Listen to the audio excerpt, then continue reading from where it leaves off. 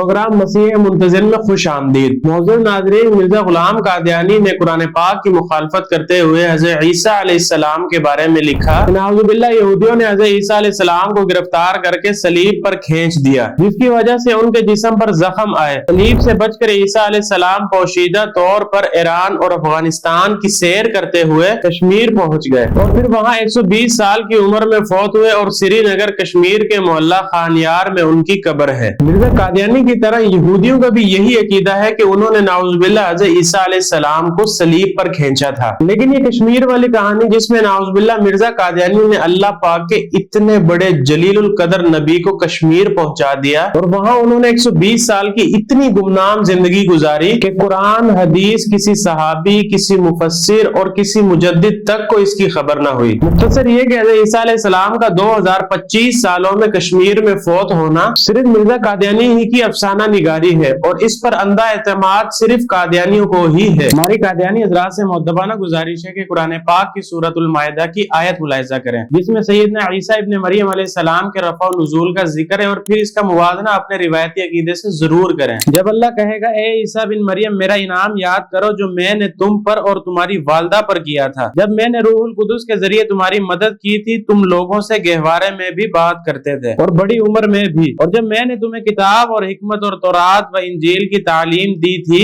और जब तुम मेरे हुक्म से गारा लेकर उसे परिंदे की जैसी शक्ल बनाते थे, फिर उसमें फूंक मारते थे तो वो मेरे हुक्म से सचमुच का परिंदा बन जाता था, और तुम मदरजात, अंधे और कोढ़ी को मेरे हुक्म से अच्छा कर देते थे, और जब तुम मेरे हुक्म से मुर्दों को जिंदा निकाल खड़ा करते थे, और जब मैंने बनी इसराइल को उस वक्त तुमसे दूर रखा जब तुम उनके पास खुली निशानियां लेकर आए थे, और उनमें से जो काफिर थे उन्होंने कहा था कि ये खुले जादू के सिवा कुछ नहीं। इस आयत की मजीद वजाहत के लिए हदीस शरीफ मुलाहिजा करें। हज़रत अबू हुरैरा रज़ियल्लाहु ताला अन्हु से रिवायत है कि रसूलुल्लाह सल्लल्लाहु अलैहि वसल्लम ने फरमाया, तुम्हारा उस वक्त क्या हाल होगा जब इब्ने मरियम तुम में नाजिल होंगे और तुम्हारा इमाम तुम में से होगा। इब्ने अबी ज़िब ने जवाब में कहा, जानते हो तुम में से तुम्हारी इमामत कराएंगे का मतलब क्या है? मैंने कहा, आप मुझे बता दीजिए। उन्होंने जवाब दिया कि तुम्हारे रब की किताब और तुम्हारे नबी की सुन्नत के साथ तुम में से एक फर्द की हैसियत से तुम्हारी उम्मत का फर्द बनकर तुम्हारी क़यादत या इमामत करेंगे। इस हदीस और इसकी तशरीह से मालूम हुआ कि सैयदना ईसा अलैहिस्सलाम जब कुर्बे क़यामत तशरीफ लाएंगे तो कुरान और सुन्नत के मुताबिक रहनुमाई फरमाएंगे। कादियानी हज़रात से गुजारिश है कि हमारी मजीद आने वाली वीडियो में देखें कि और किन किन आयात में सैयदना ईसा अलैहिस्सलाम के रफ़ा नुज़ूल का जिक्र है।